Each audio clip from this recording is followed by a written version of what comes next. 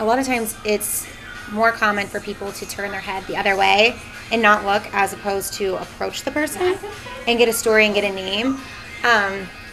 So we were kind of thinking about that, and we put all of our ideas together, and we're like, how awesome would it be if we went and we found these people and we gave them a sense of humanity back. We were walking home from class one day, and I told her that I'd gone to a Benedictine monastery. The nun said that one day a man came to the door and said, I'm really hungry, I would love to have lunch. And she said, well, we gave out lunch between 12 and 1, but since you missed it, let me run back to the kitchen to make you something to eat. And she asked him what his name was, and he said his name was Charles. And as she handed him his lunch, she said, God bless you, Charles. And he began weeping uncontrollably, and she said, what's the matter? And he said, no one has spoken my name in years.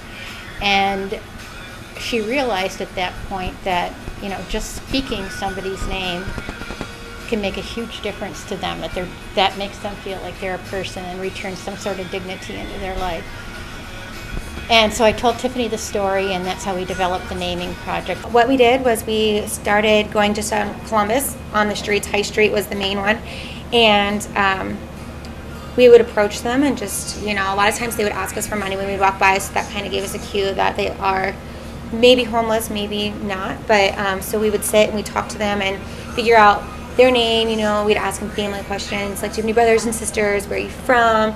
Then they started to really just kind of open their heart and pour out to us like their stories and how they got there. These are people, and they sound like great individuals. I'd like to know them. I wish they were here.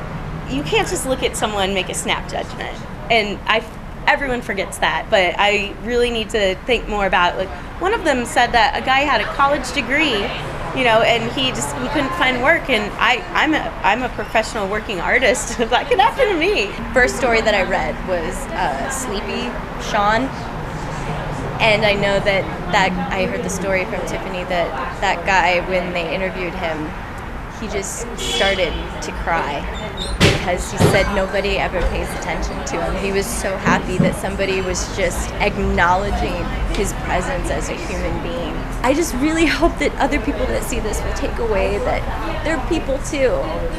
They're human beings, and they may be down on their luck for whatever situation, but this could just as easily be you.